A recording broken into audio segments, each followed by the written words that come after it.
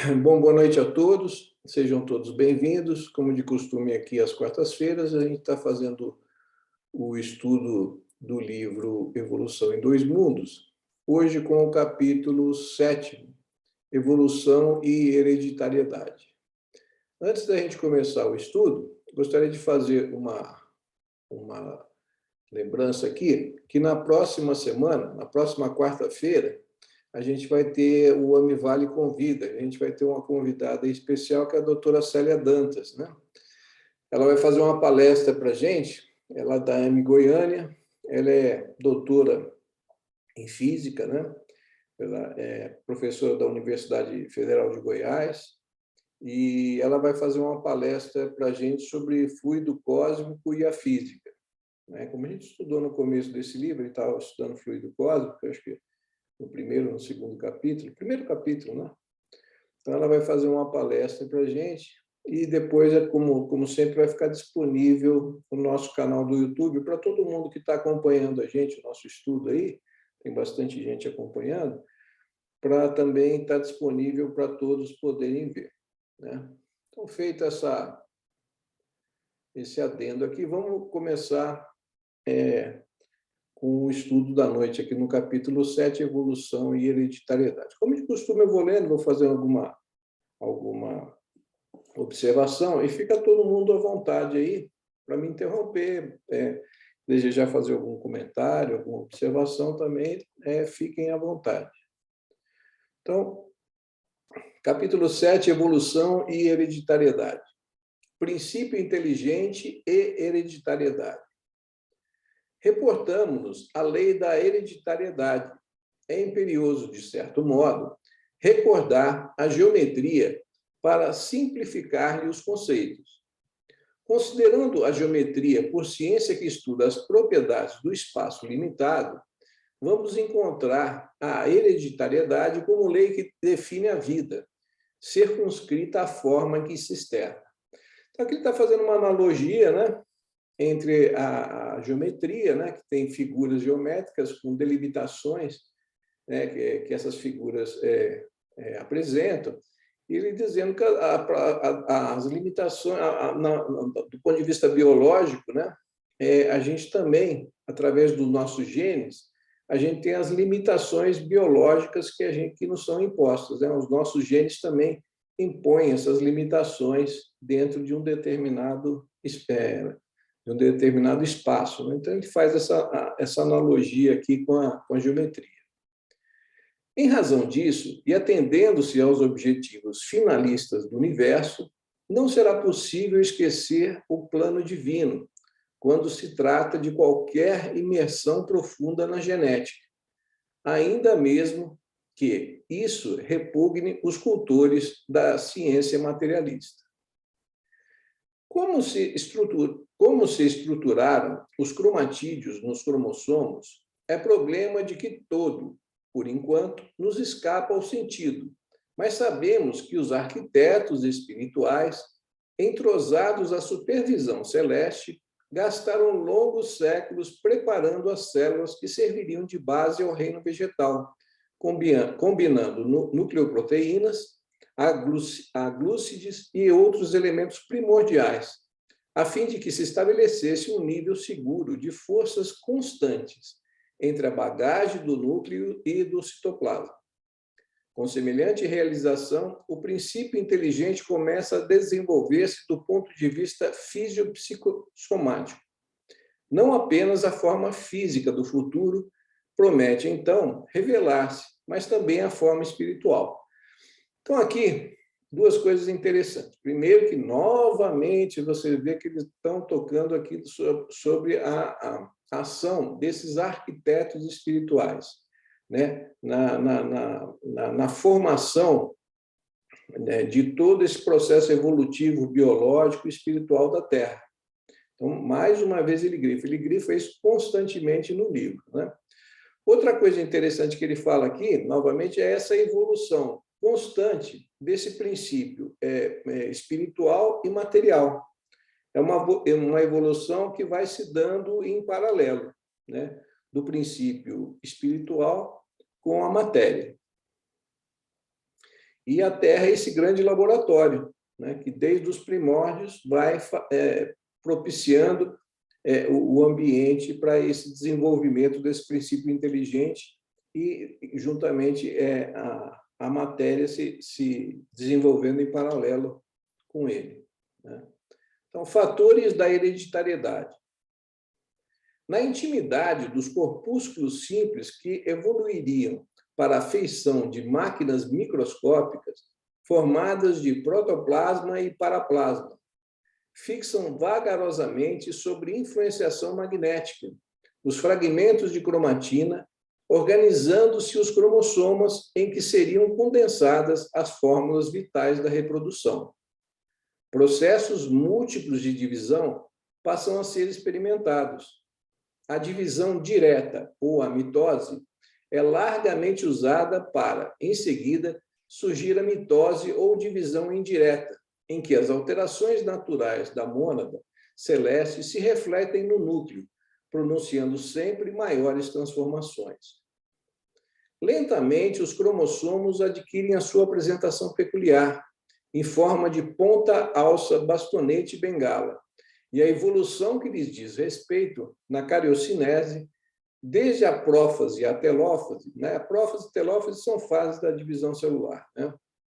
Merece a melhor atenção dos construtores divinos. Novamente, aqui ele citando os construtores divinos interferindo nesses processos de evolução, aqui no caso, do ponto de vista genético, que através do centro celular mantém a junção das forças físicas e espirituais. Ponto esse em que se verifica um impulso mental de natureza eletromagnética pela qual se opera o movimento dos cromossomos, né? Isso aqui é muito importante, né? Ele está falando aqui do princípio inteligente, do impulso mental, através de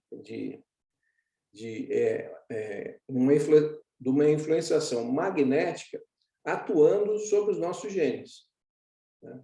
Então, isso aqui é bastante interessante. Como a gente viu naquela experiência até da epigenética do comportamento dos ratos, né? Acho que foi na aula anterior, que no capítulo anterior, que a gente viu que o comportamento, né, a influenciação do comportamento, até nos ratos, sobre a influenciação que eles têm nos genes dos animais, né? Na direção do Equador, para os polos da célula, cunhando as leis da hereditariedade e da afinidade que se vão exercer, dispondo nos cromatídeos em forma de granulações perfeitamente identificáveis entre o leptetênio e o paquitênio, os genes ou fatores da hereditariedade, que no transcurso dos séculos são fixados em números e valores diferentes para cada espécie. Então, de importante nesse capítulo é a ação do princípio inteligente, né, através do magnetismo, influenciando a própria formação dos nossos genes, né? Então, a importância que tem esse princípio inteligente nessa evolução. Arquivos dos reflexos condicionados. Através dos estágios nascimento, experiência, morte, experiência, renascimento, nos planos físico e extrafísico, as crisálidas de consciência, dentro do princípio de repetição, respiram sobre o Sol, como seres autotrófos no reino vegetal, onde as células, nas espécies variadas em que se aglutinam, se reproduzem de modo absolutamente semelhante. Nesse domínio, o princípio inteligente, servindo-se da herança e por intermédio das experiências infinitamente recapituladas, habilita-se à diferenciação nos flagelados, ascendendo progressivamente a diferenciação maior na escala animal, onde o corpo espiritual, a feição de protoforma humana, já oferece moldes mais complexos diante das reações do sistema nervoso, eleito para a sede dos instintos superiores, com a faculdade de arquivar reflexos condicionados. Então, aqui ele está falando daquele automatismo que vai se desenvolvendo, né? Nessas experiências de nascimento, experiência, morte, experiência, renascimento, vão se criando automatismos, né, que são importantes nesse processo evolutivo. Né? São novas conquistas que a gente vai fazendo em cima daquelas que a gente já realizou, né? Através do nascer, do renascer. Isso não só no plano já humano, mas até no plano das plantas, dos animais. E essa evolução é concomitante desse princípio material com o princípio espiritual. Construção do destino. Sofrem as células transformações profundas, porque o elemento espiritual deve agora viver como ser alótrofo. Alótrofo é aquele ser que não consegue produzir os seus próprios alimentos, né? Somente conseguindo manter-se com o produto de matérias orgânicas já elaboradas. Com a passagem do tempo e sob a inspiração dos arquitetos espirituais, novamente citando aqui, que lhe orientam a evolução da forma, avança na rota do progresso, plasmando implementos novos no veículo de expressão. Que, novamente, falando, destacando os arquitetos espirituais nesse processo. Entre a esfera terrena e a esfera espiritual, adquire os orgânulos particulares, com que passa a atender variadas funções entre os protozoários, como sejam os vacúolos pulsáteis para a sustentação do equilíbrio osmótico e os vacúolos digestivos para o equilíbrio da nutrição. Aí está falando, já começa uma certa diferenciação entre as células para executar diferentes funções, né? Nos metazoários, conquista um carro fisiológico, estruturado em aparelhos e sistemas constituídos de órgãos, que, a seu turno, são formados de tecidos compostos por células em complicado regime de diferenciação e passando por longas e porfiadas metamorfoses, atingindo o reino hominal, em que os gametas se originam especializados e seguros no aparelho de reprodução com elementos e recursos característicos para o homem e para a mulher, no imo do centro genésico.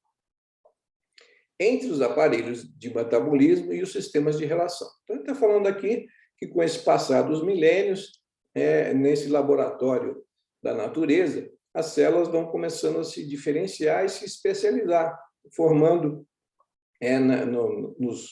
nos reinos mais superiores, como o humano, a diferenciação em tecidos e em órgãos, né? É um processo evolutivo das células. Aqui é importante. Essa parte aqui é bastante interessante, né? Que ela está falando aqui a respeito da interferência do espírito reencarnante no fenômeno reprodutivo, né? Em que ele próprio também escolhe ali o que vai ser realizado, né? Então, vamos ler com atenção aqui. No ato da fecundação, reúnem-se os pronúcleos, masculino e feminino, os gametas, né? O óvulo e o espermatozoide, mesclando as unidades cromossômicas paternas e maternas, a fim de que o organismo, obedecendo à repetição da lei da hereditariedade, se desenvolva dentro dos caracteres genéticos que descendem. Mas agora, no reino humano, o espírito entregue ao comando da própria vontade determina, com a simples presença ou influência no campo materno, os mais complexos fenômenos endomióticos no interior do ovo, edificando as bases do seu próprio destino no estágio da existência cujo berço assinala.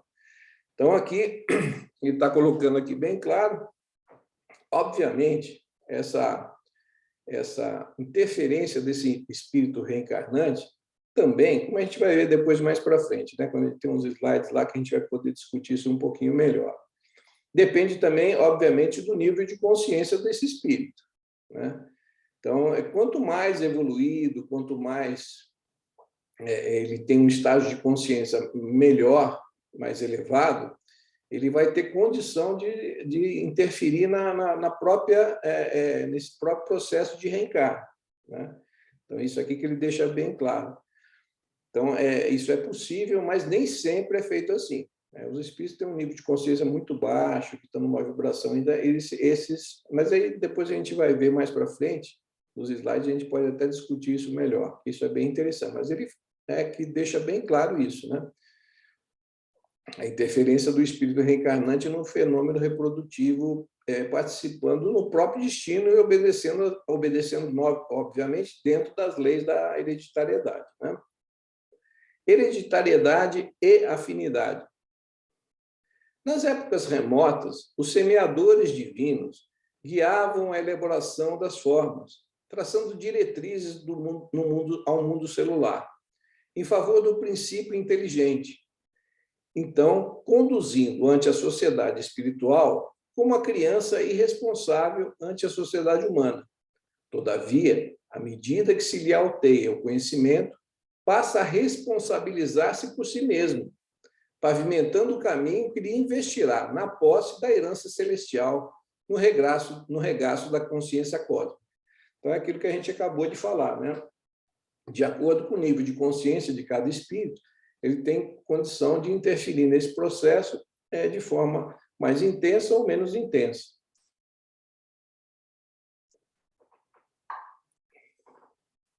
Com alicerces na hereditariedade, toma a forma física e se desvencilha dela para retomá-la em nova reencarnação, capaz de elevar-lhe o nível cultural ou moral, quando não seja para refazer tarefas que deixou viciadas ou esquecidas na retaguarda.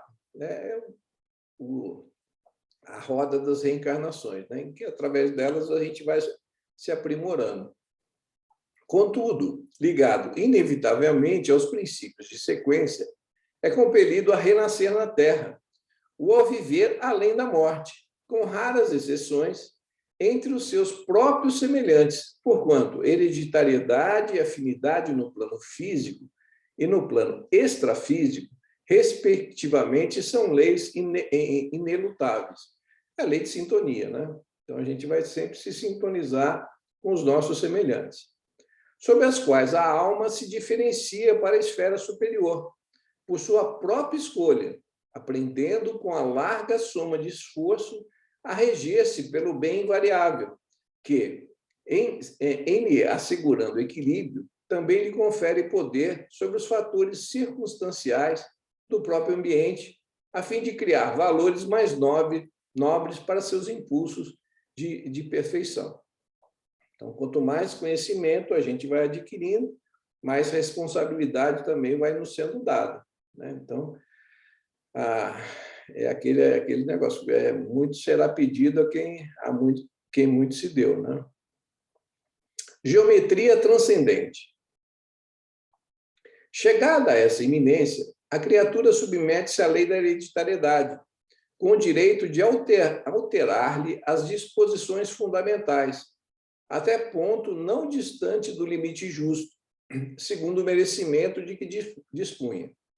Para ajudar aos semelhantes na escalada, as mais amplas aquisições na senda evolutiva, recolhe, assim, concurso precioso dos organizadores do progresso, na mitose do ovo que lhe facultará novo corpo no mundo, de vez que toda permuta de cromossomos no vaso uterino está invariavelmente presidida por agentes magnéticos ordinários ou extraordinários, conforme o tipo de existência que se faz ou refaz, com as chaves da hereditariedade atendendo aos seus fins, né? Então, é o princípio inteligente, né? Através dessa influência magnética, influindo na nossa hereditariedade.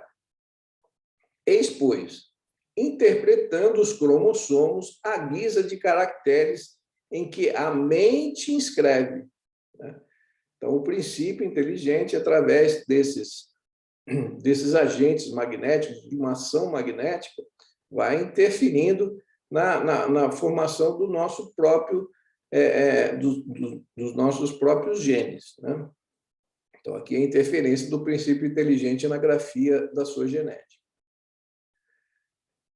nos corpos celulares que servem à disposição e os significados dos seus próprios destinos, caracteres que são constituídos pelos genes como linhas, como as linhas são formadas de pontos, genes aos quais se mesclam os elementos chamados bióforos.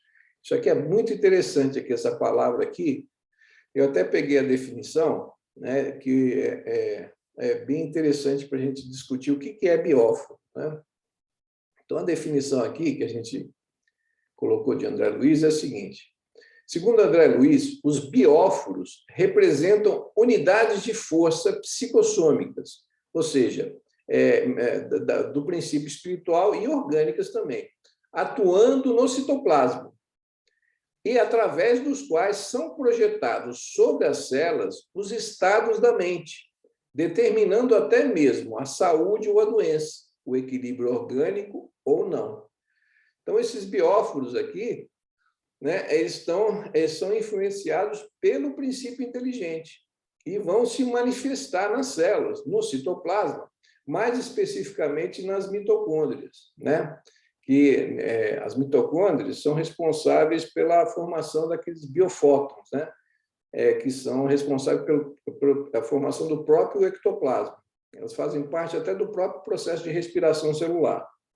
Então, essa definição de bióforo aqui é bem interessante, que está fazendo o link na célula entre o mental e o material, entre o orgânico e a mente, né? Então, esse é o ponto de ligação entre as duas coisas, esses bióforos. Então, é bem interessante, porque às vezes muita gente passa pelos bióforos assim, mas não compreende a importância disso, né? O link que faz a conexão da mente com a matéria, com o orgânico, né?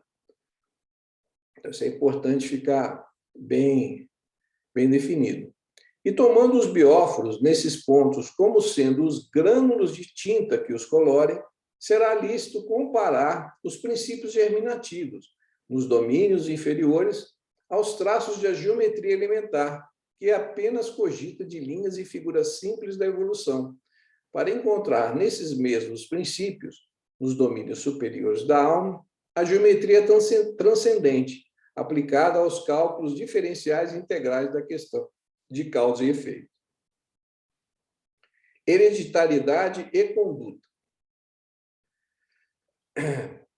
Portanto, como é fácil de sentir e aprender, o corpo herda naturalmente do corpo, segundo as disposições da mente, que se ajusta a outras mentes, nos círculos da afinidade, cabendo, pois, ao homem responsável reconhecer que a hereditariedade relativa, mas compulsória, lhe talhará o corpo físico de que necessita em determinada encarnação, não lhe sendo possível alterar o plano de serviço que mereceu ou de que foi incumbido, segundo as suas aquisições e necessidades, mas pode, pela própria conduta, feliz ou infeliz, acentuar ou esbater a coloração dos programas que lhe indicam a rota, através dos bióforos ou unidades de força psicossomática, ou seja, aquele link que a gente comentou que são os bióforos, que fazem o link entre o princípio inteligente e a matéria orgânica, né?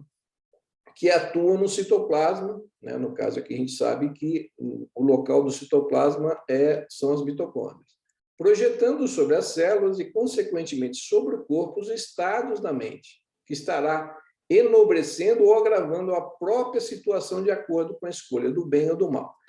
Isso é aquele exemplo que a gente deu alguns capítulos atrás. Não sei se vocês estão lembrados, que a gente comentou a respeito, por exemplo, determinadas famílias, muitas mulheres têm tendência a ter câncer de mama. Então, hereditariamente, naquelas famílias, aquelas pessoas geralmente herdam um oncogene para câncer de mama. O que acontece? Você tem um oncogene. Naquele livro do Kazuo Murakami, ele diz que dos nossos genes, somente 5 a 10% dos nossos genes eles estão ativados. Então, vamos dizer que a gente tenha um oncogênio, uma mulher tem herdado na sua hereditariedade um oncogênio para um câncer de mama. Dependendo da sua conduta, como ele diz aqui, feliz ou infeliz, ela pode ativar ou não esse câncer de mama e vir a ter um câncer ou não. Ela poderia até, no processo de programação reencarnatória, estar programado para ela ter um câncer de mama, vamos dizer, para ela desenvolver uma série de virtudes que ela tem a necessidade, paciência, tolerância. Então, mas vamos dizer que na encarnação ela conseguiu desenvolver esses valores e não foi necessário que aquele oncogênio fosse ativado para que essa experiência desagradável levasse a esse aprendizado, porque ela conseguiu aprender antes. É o que ele diz aqui. Mas pode, pela própria conduta, feliz ou infeliz, acentuar ou esbater a coloração dos programas que lhe indicam a rota. Então, se ela conseguiu, ela tem um oncogênio ali para câncer de mama quietinho, inativado ali. Se ela, na própria reencarnação, ela conseguiu desenvolver aquilo que já estava programado para desenvolver com a doença, não foi necessária a ativação daquele oncogênio, ou seja, o seu próprio pensar, o seu próprio sentir, permitiu que aquele oncogênio ficasse ali quietinho.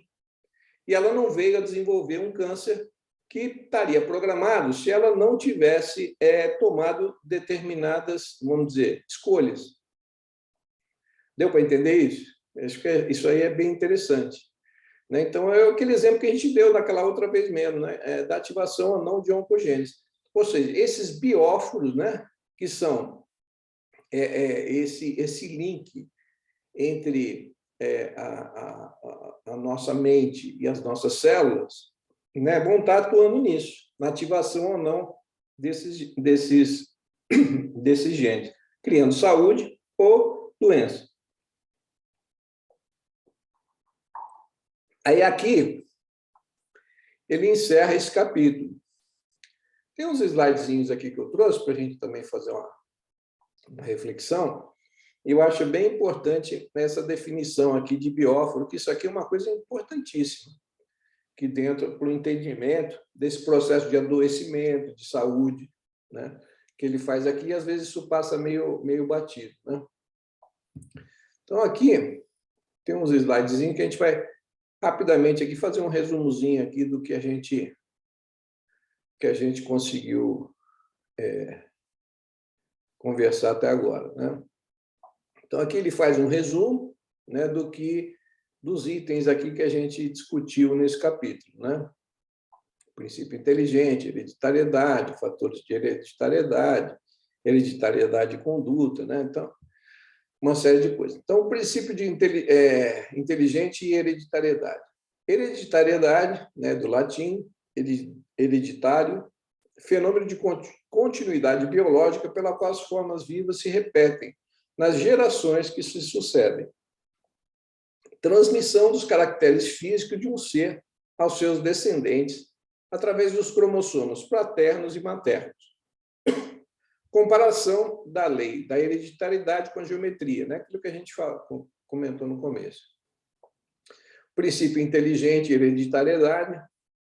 Geometria, ciência que estuda as propriedades do espaço limitado. E hereditariedade é a lei que define a vida circunscrita à forma em que se externa, ou seja, né? Que é a forma que é definida pela nossa genética. Né?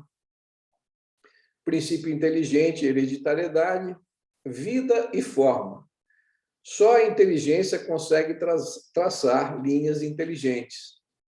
Não se pode esquecer o plano divino quando se aprofunda na genética, mesmo que isso repugne aos materialistas. É aquilo que a gente viu até repetidamente em quase todos os capítulos, né, da interferência dos arquitetos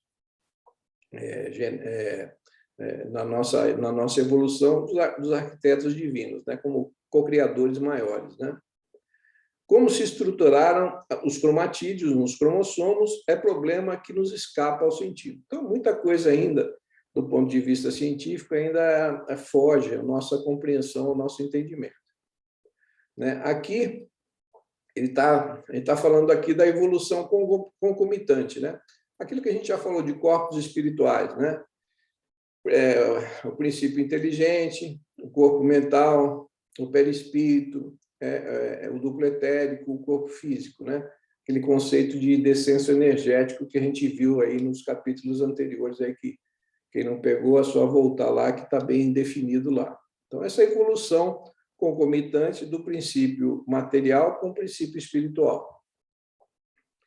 Fatores de hereditariedade. Na intimidade das células primitivas, formadas de protoplasma e paraplasma, fixam vagarosamente, sob influenciação magnética, os fenômenos de cromatina, ou seja, a influenciação magnética da mente, né, do princípio inteligente atuando magneticamente nesses genes. Né?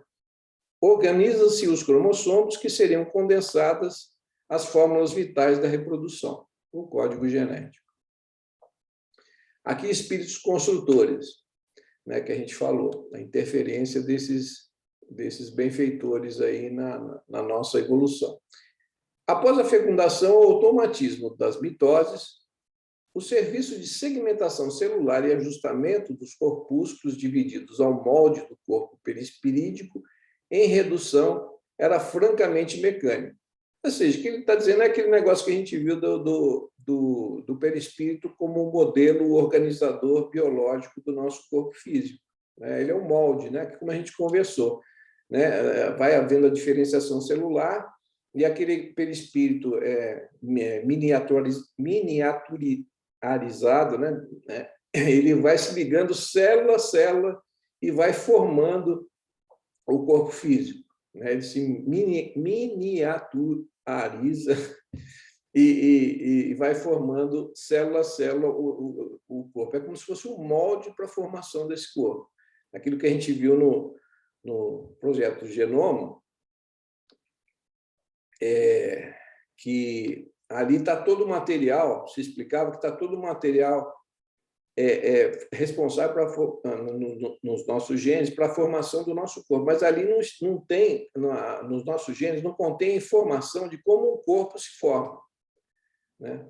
Então, tem ali a informação de todo o material que é necessário para se formar o nosso corpo, mas não está no nosso código genético a informação de como um corpo se forma. Por quê? Porque é necessário um perispírito, que é esse modelo organizador biológico para a formação desse corpo.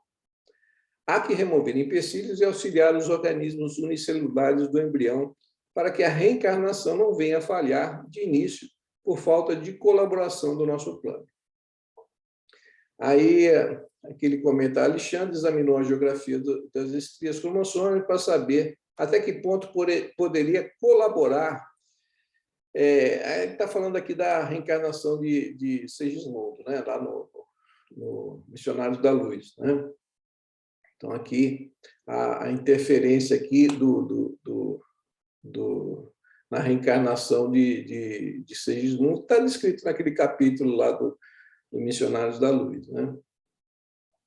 Então, os fatores de hereditariedade, ponto esse em que se verifica o impulso mental de natureza eletromagnética, pelo qual se opera o movimento dos cromossomos. Aquilo que a gente falou já, né? Então, através dos estágios, nascimento, experiência, morte, renascimento, a gente vai evoluindo. A permuta dos cromossomos, né? Referindo-se aqui à miríade de mitose para a formação do corpo, invariavelmente presidida por agentes magnéticos, né, perispirituais, né? Porque a gente falou do perispírito ser o modelo organizador para a formação do corpo. Aqui ele vai falar um pouquinho aqui a respeito do que a gente comentou, a respeito daqueles espíritos que participam de forma mais ativa ou menos ativa no processo reencarnatório dele próprio. Né? Então, ele diz aqui, a maioria dos que retornam à existência corporal são conduzidos ao templo maternal como crianças adormecidas. Né? Ou seja, dependendo do nível de consciência de cada um, você vai poder interferir mais ou menos no seu processo reencarnatório. Aqueles espíritos que estão num nível de consciência ainda muito baixo, estão lá no umbral profundo e coisa, esse processo de reencarnação é quase que automático, é quase como feito como os animais. Eles vão e magneticamente são puxados para a reencarnação sem quase participar em nada disso. Né? Então, depende do nível de consciência de cada um. Existem estabelecidos automatismos que funcionam sem maiores preocupações das técnicas em renascimento e pelos quais a grande maioria dos espíritos retorna à carne. O que eu estou dizendo, através desse automatismo, sem participar muito. Então, isso vai estar diretamente ligado ao nível de consciência de cada um. Espíritos categoricamente superiores. Missionários quase dispensam o concurso dos amigos espirituais no processo. Interferem nas essências cromossômicas com vistas às tarefas que lhe cabem desempenhar. Supervisionam a reencarnação com critério próprio. Então, ele está dizendo aqui, por exemplo, um espírito como Jesus, ele não precisava de nenhum espírito ali supervisionando o reencarne dele, ele já tinha um nível de consciência, de entendimento de tudo ali que ele mesmo poderia participar, como diz. Quase dispensam o concurso dos amigos espirituais no processo. Então, tudo está ligado ao nível de consciência. O espírito modela o corpo físico através do perispírito, nos milhões e milhões de anos de processo evolutivo. O espírito, princípio inteligente, é o agente que, através do seu veículo eletromagnético, atua sobre a matéria, apropriando forma e função às suas necessidades. Aí a importância aí da gente entender o que são esses bióforos, que a gente discutiu. O perispírito é, pois, um campo intermediário entre o espírito e a matéria, submetendo-se às leis de hereditariedade quando reencarna. E aqui, na lápide lá de Kardec, está escrito os seguintes dizeres: nascer, morrer, renascer, ainda é progredir sem cessar, tal é a lei. Está aqui a lápide dele lá em Paris. Esse dia o Geraldo até esteve lá visitando, até mostrou lá no Instagram dele, ele nesse túmulo aqui de Kardec. Então, basicamente, era isso aí que a gente tinha para comentar a respeito de... É muita informação, muita coisa, muito detalhe e tal. É bom a gente ir digerindo isso aos poucos. Mas algumas coisas nesse capítulo são fundamentais. Uma delas é essa definição de bióforo que ele coloca. Alguém quer comentar alguma coisa? Fazer algum comentário? Boa noite.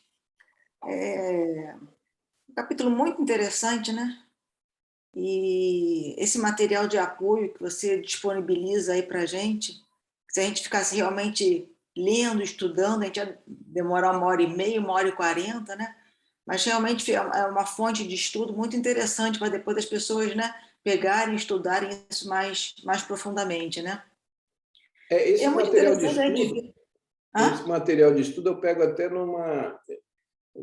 disponibilizado numa sociedade espírita, não sei se em qual estado, não estou bem lembrado. Só que vem muita coisa, eu tento dar uma enxugada, porque vem muita coisa assim junto, para ficar uma coisa mais fácil para a gente digerir. Mas continue.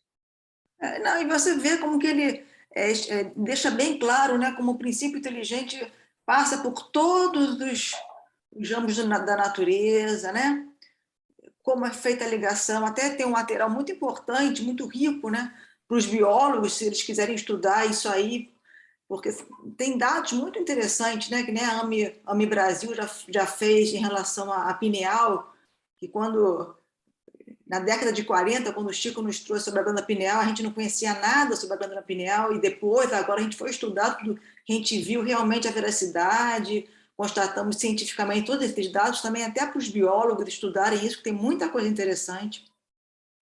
E depois os engenheiros divinos, Newton, que ele sempre frisa, Então, como ele sempre vem conduzindo a forma nos estágios iniciais do princípio inteligente, até o ponto em que a gente já tem esse amadurecimento de poder influenciar na fórmula, já como modelo organizador biológico realmente, como a hereditariedade influencia na gente, mas como, de acordo com o seu desenvolvimento moral, a gente consegue interferir na nossa hereditariedade, que nem você citou aí bem, né? No caso dos oncogenes, né? No caso a gente vê as famílias, às vezes, que têm problemas psiquiátricos, hipertensão, como tem aquele indivíduo que foge daquilo ali, né? Exatamente. Muito interessante. Muita informação. São poucas folhas, né? 2, 3 páginas assim, mas é muito complexo, né? Bem interessante. Esse livro é difícil, né? Uhum. Me chamou muita atenção, eu gostei muito da forma que você discorreu realmente sobre a questão da oncogênese, e principalmente esse conteúdo último, né, Newton, que fala sobre hereditariedade e conduta. Quer dizer, a consciência com lucidez e com uma vontade inquebrantável, né, esse termo é bem do Valdo Vieira, vontade inquebrantável, ela pode se superar. Então, pode superar até mesmo essas contingências, até certo ponto, de expiação, ou de prova, ou kármica, seja lá o que for, mas a consciência ela tem o potencial a ser desenvolvido no sentido da moralidade para ela poder realmente transpassar até mesmo a doença física. E o exemplo que você deu foi maravilhoso, quer dizer, você não é refém de um estigma hereditário de uma família, desde que você também vá no contrafluxo disso, no sentido de desenvolver a sua moral, traços benevolentes, de caridade, de espiritualidade, estar conectado à espiritualidade superior e se desenvolver nesse caminho, existe essa possibilidade. Então, foi muito bom essa mensagem que você passou para nos alertar, para nos acalentar. Ou seja, a consciência ela pode ter lucidez para transpassar até essas questões de hereditariedade. Gostei muito. É aquela frase do Chico, né? A gente não pode voltar e fazer um novo começo, mas a gente pode mudar e fazer um novo fim, né? O que já foi, a gente não tem como mudar, mas a cada instante a gente pode mudar o nosso... Se não existe um predeterminismo, um fatalismo, aquilo... Né? Então, a gente é artífice do nosso próprio caminho, né?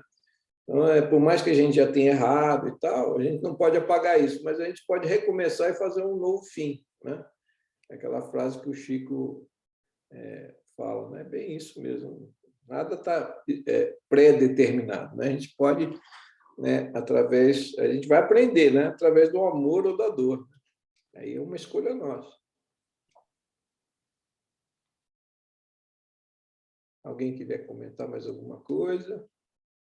O Newton, quando você fala da oncogênese em relação ao pensamento, à vibração, né, que você falou aí do oncogene, do câncer de mama, é bem interessante, né? Alguns trabalhos mostram realmente isso, que algumas das pacientes que têm câncer de mama estão sempre atrelados a esse câncer a algum fato de mágoa, vingança, ódio, né?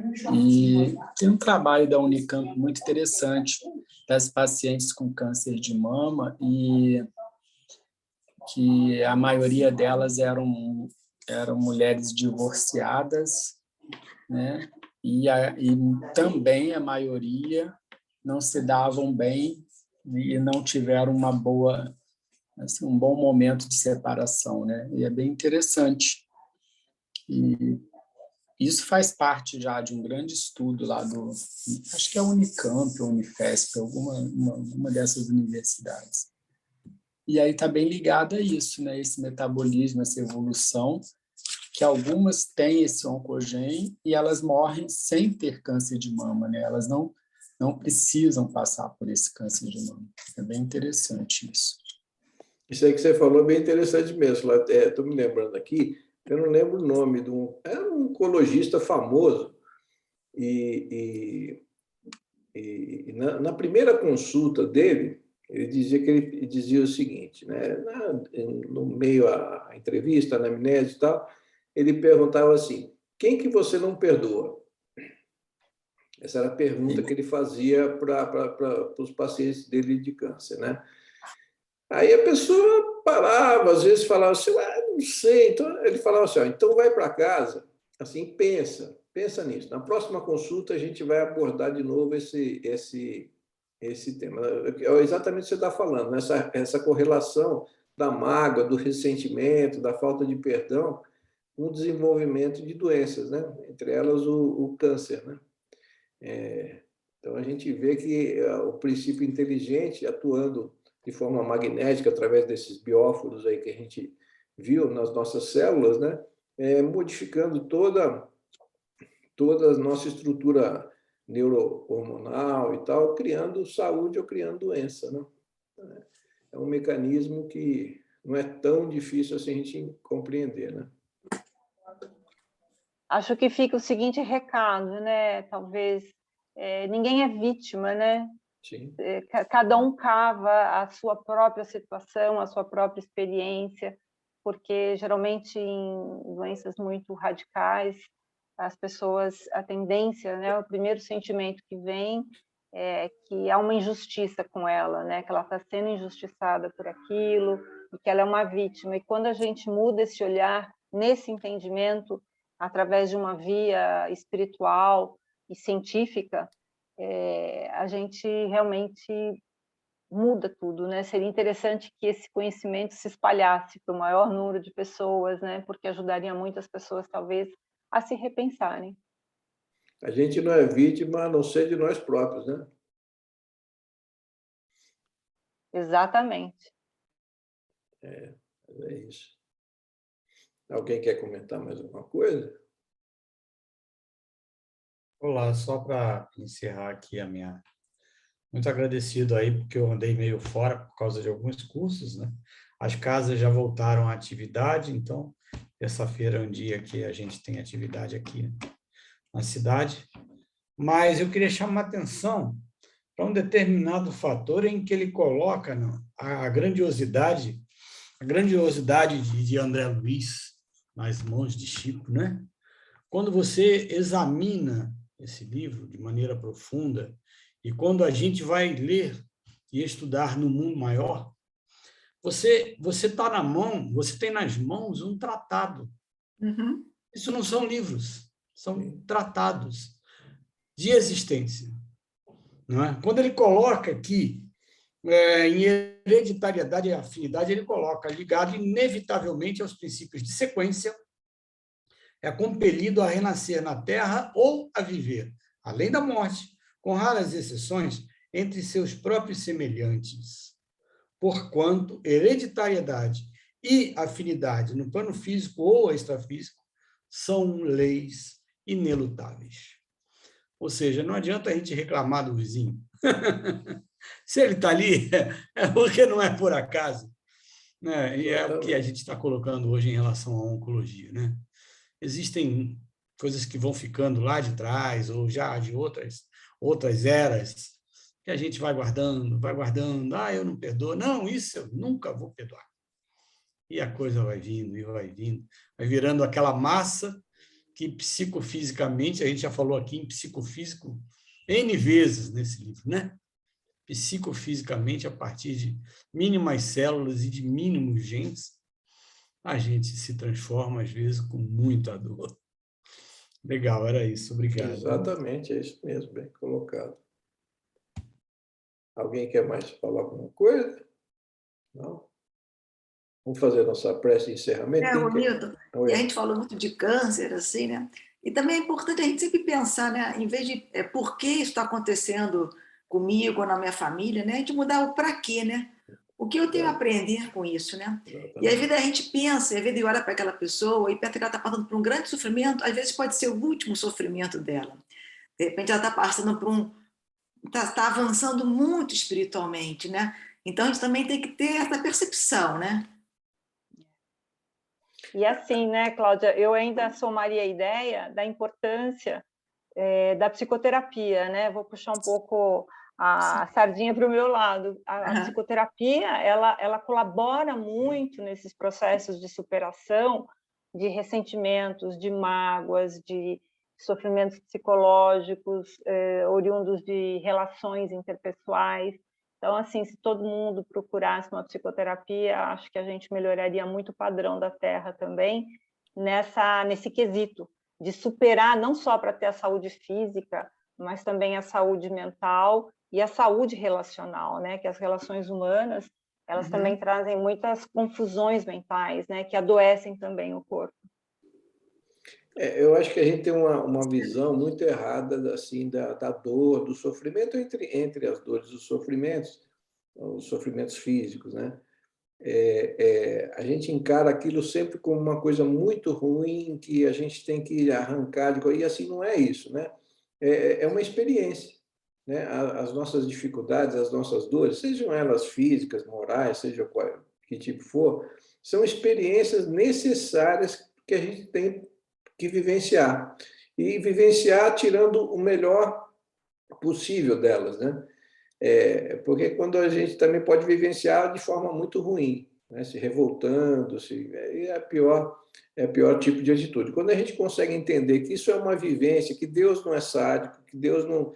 O doutor Bezerra de Menezes tem uma frase que é muito interessante. Ele diz o seguinte: não vivenciarás nada que não seja para o seu crescimento espiritual. Então, nada que a gente vive é em vão, ou se não tem, não, nós estamos aqui, tudo está dentro de uma ordem, tudo está dentro de um sentido. A gente não vai viver nada que a gente não precise viver. E já que a gente está precisando viver, é uma experiência que é necessária para o nosso crescimento, para o nosso aprendizado. Né? O que você falou ali, em vez do porquê, é para quê, né? Então, tentar tirar dessa vivência, que são vivências, que são tão importantes quanto as vivências felizes que a gente tem, os momentos bons, os momentos alegres, mas são vivências importantes também. Então, a dor é uma vivência, né? Ela não deve ser discriminada, né?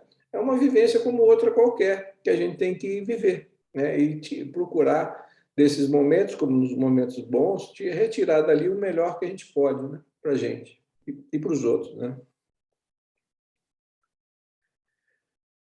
Certinho? Vamos encerrar, então? Quem queria fazer uma precezinha de encerramento aí?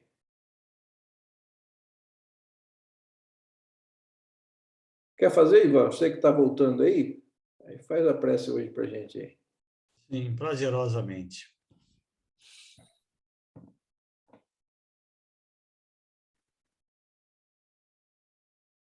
Pai Criador, estamos aqui diante da vossa bondade, diante da luz de vosso Filho Jesus, amealhando de grão em grão esses parcos conhecimentos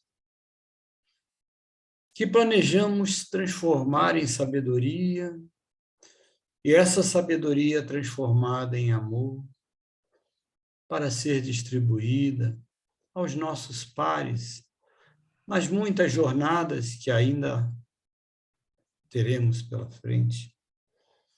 Que nós, Senhor, possamos compreender o papel que nos cabe a cada dia, quanto mais conhecimento. Conhecimento, palavra, responsabilidade, são argumentos que a vossa bondade nos concedeu para que trabalhemos incansavelmente em prol do bem de todos. Somos assim gratos pelo momento que passamos juntos e rogamos a vossa permissão para que voltemos aqui a estar juntos na semana que vem. Que Deus, Pai, nos abençoe. Assim seja. Assim seja. Assim seja. Agradecendo a todos a presença aí de vocês, daqueles que estão acompanhando a gente lá no nosso canal do YouTube também, tem bastante gente participando.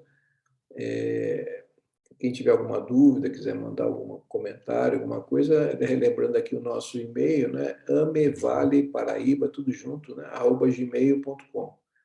Quem quiser também mandar algum comentário, alguma coisa, tem um e-mail ali para compartilhar aí com todos. Agradecendo a todos e desejando uma boa noite, uma boa semana a todos. Até a próxima, que é o capítulo 8, Evolução e Metabolismo. Tá bom? Boa noite. Uma boa noite a todos.